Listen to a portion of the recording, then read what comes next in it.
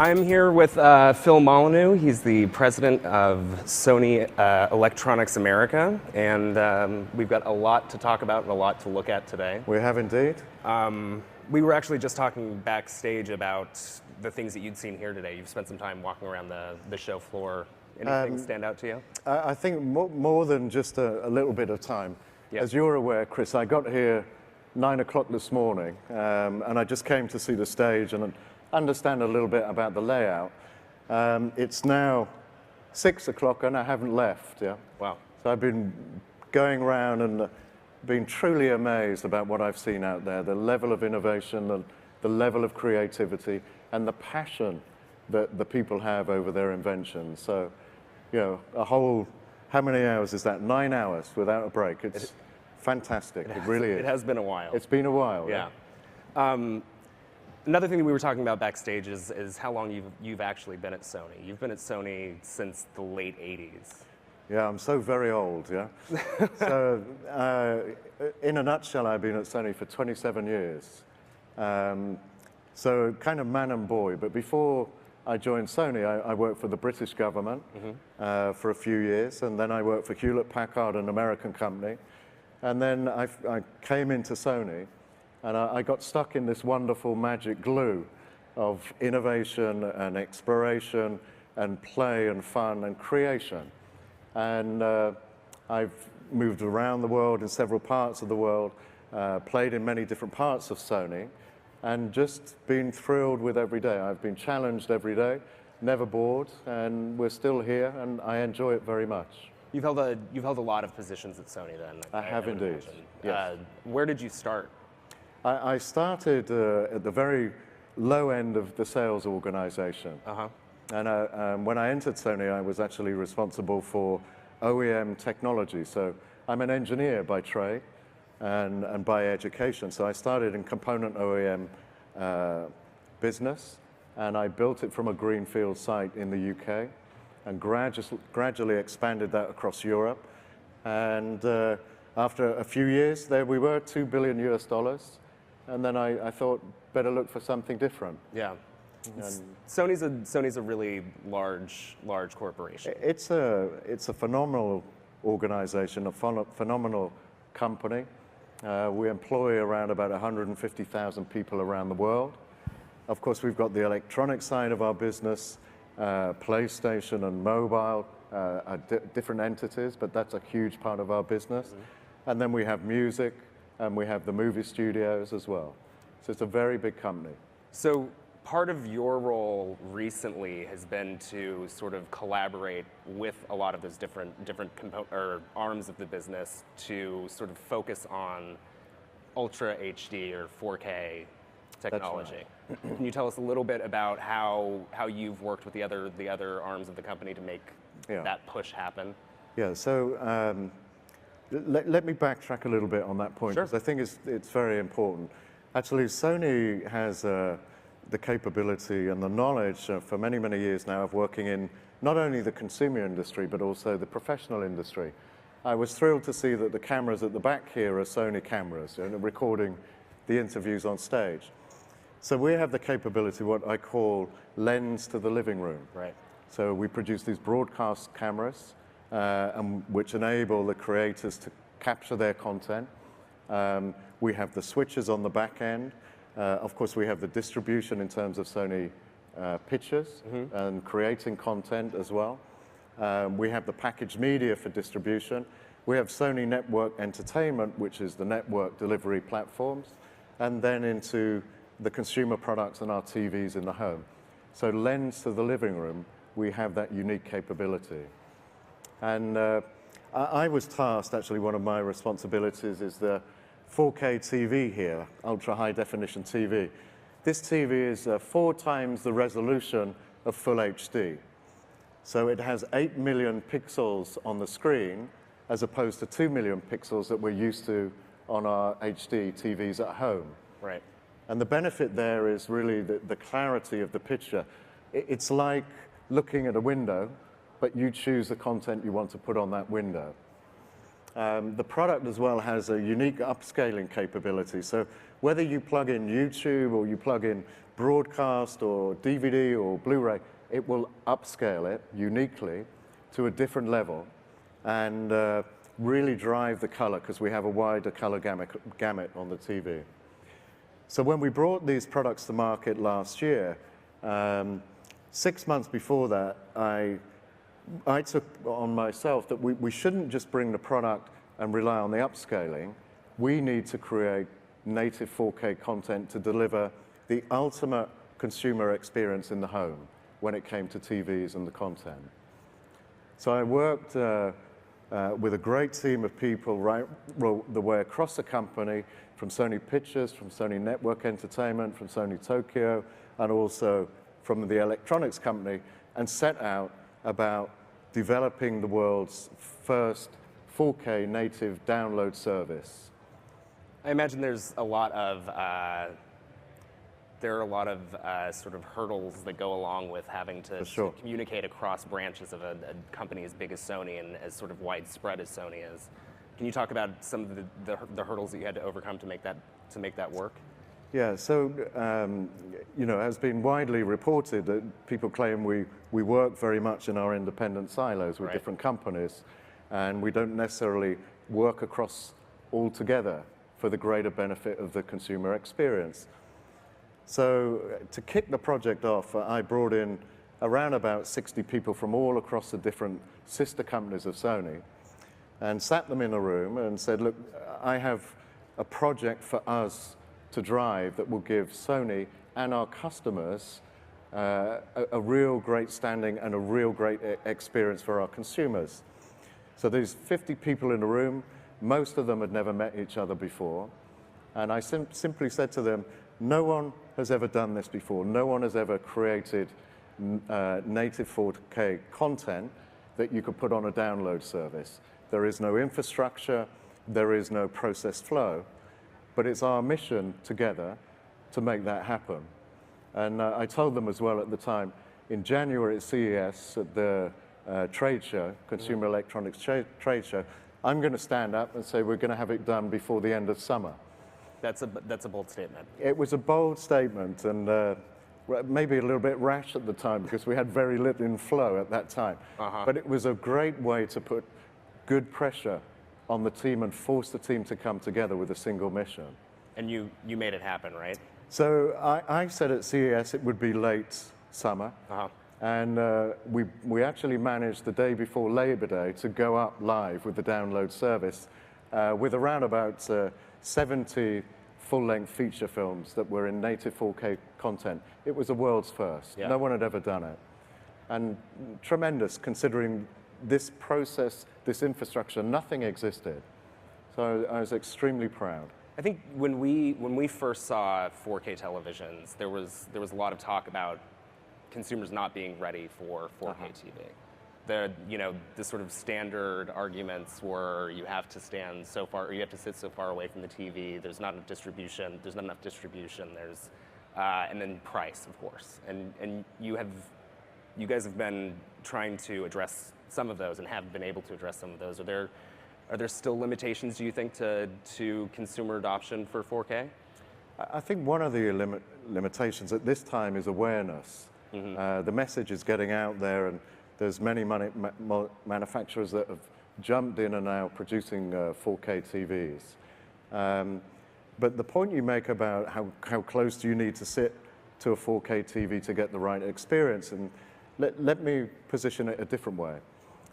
If you go back in time, and those of you that bought the first flat screen, maybe it was 17 inches, your couch was here, and your 17-inch screen was 6-8 feet away. Am I right? I see a few heads nodding. I'd say in my apartment it's too small. Okay, all right. To get too much farther away from the TV. Right. So, but here's an interesting dynamic. So you then went out and bought maybe a 30-inch screen TV. Yeah. You hung it on your wall. Did anyone move their couch back? I don't think so. And then some of us, and I'm sure some of you, have then bought a 50-inch or a 46-inch or maybe even a 65-inch, and you still haven't moved your couch back.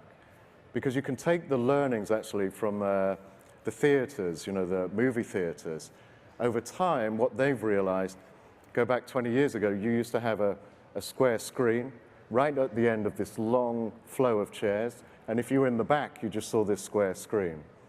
But over time, the theaters have learned that if you take the screen this way, and if you bring all the chairs forward, it's a much more immersive experience. So taking those learnings from the movie theaters and you apply it into the home, we can reproduce that very immersive experience. So it's very interesting.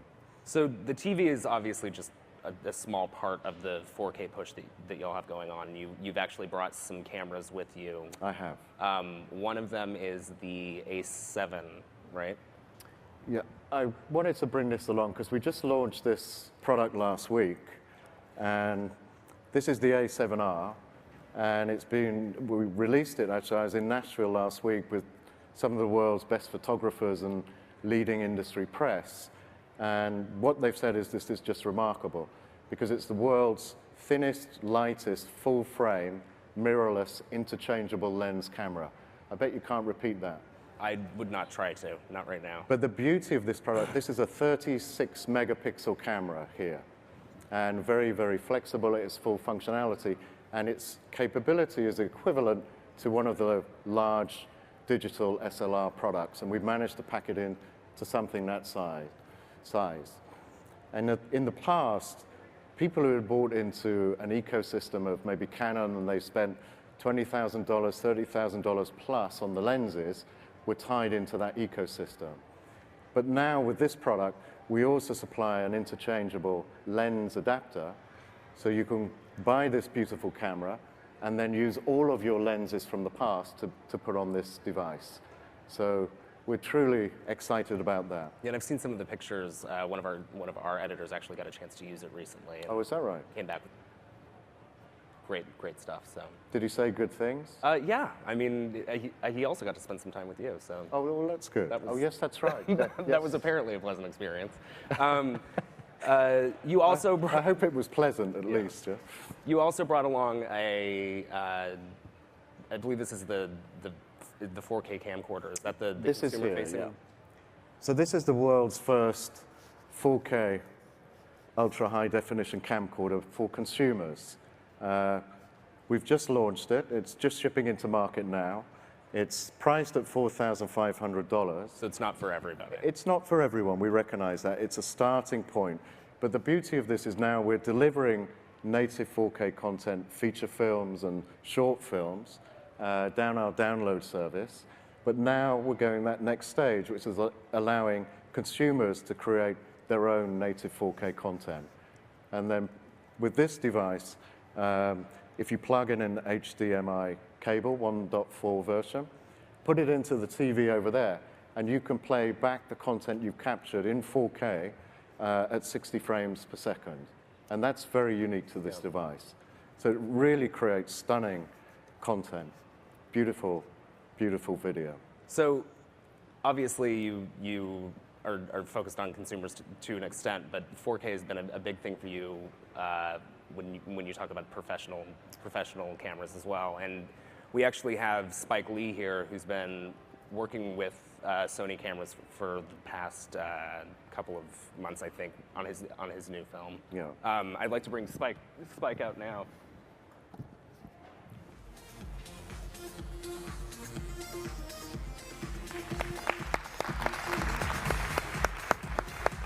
Good to see you. Welcome. Thanks, Spike. So it's good to see you and have Glad you to here. be here. Your most recent film, the film that you've been using, I believe it's the F-55. Is that right? F-55. That film actually started off as a Kickstarter campaign. Still is. It is still a Kickstarter campaign. It's always going to be a Kickstarter film. Okay. It doesn't change. How was that experience for you? The Kickstarter campaign. Well, I've never done it before, and I came very late to crowdfunding. I'm a professor at NYU, where I graduated from the graduate film school. And I've been a professor for 15 years, and my students were always talking about going to Indiegogo and Kickstarter to get the finishing funds for their film, and I didn't know what it was. Mm-hmm. and then I didn't really, once they explained it to me, it was still, you know, $5,000, $10,000. My TA last year told me about what happened with Zach Braff. He raised $3.5 million, and there's a canceled TV show called Veronica Mars. Right. They raised $5 million. So then, when eyebrow went up, and I said, this might be a viable way to get the finance my next film, and I got together with the co-founders of Kickstarter, and they gave me an education, what needed to be done. They let me know straight up there was going to be backlash. Yeah.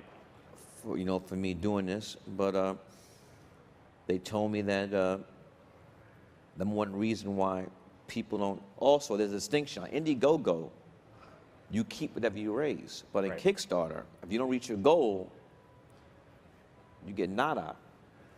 And they said you have to be very careful in two things: your goal and how much time you have to raise your goal. So my goal was 30. I mean, I chose 30 days, 1.250, and we raised $1.4 million.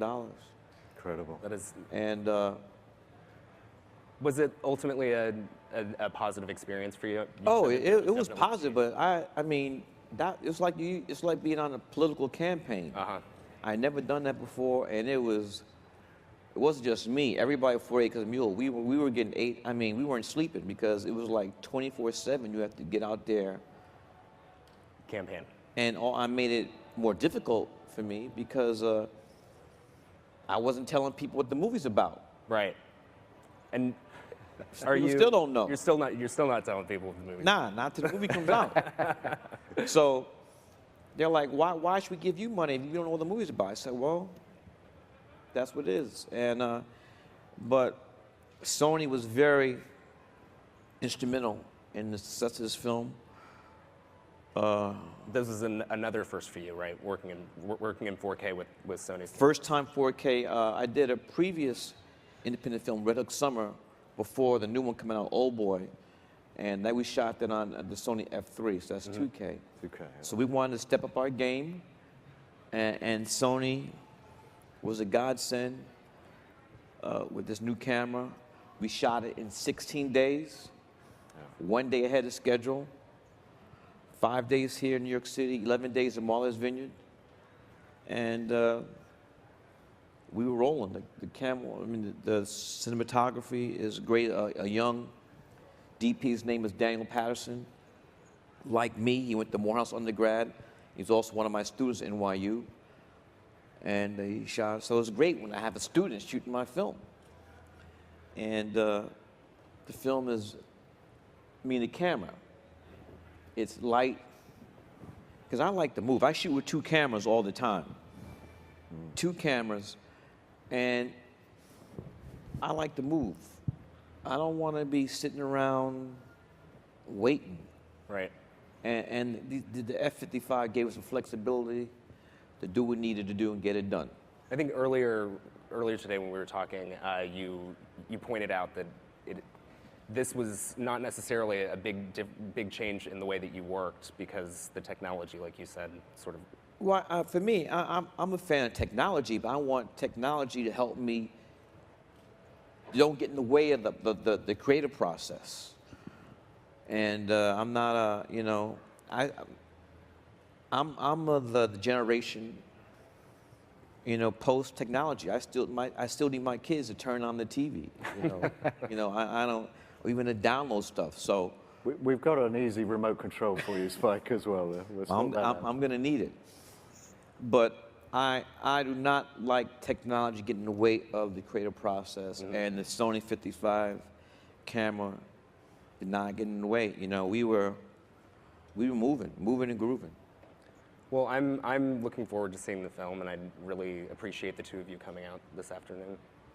Absolute I guess it's evening at this point, It right? is evening. Yeah. By the way, the name of the film is called The Sweet Blood of Jesus. And it's about, I can tell you this, it's about people who are addicted to blood, but they're not vampires.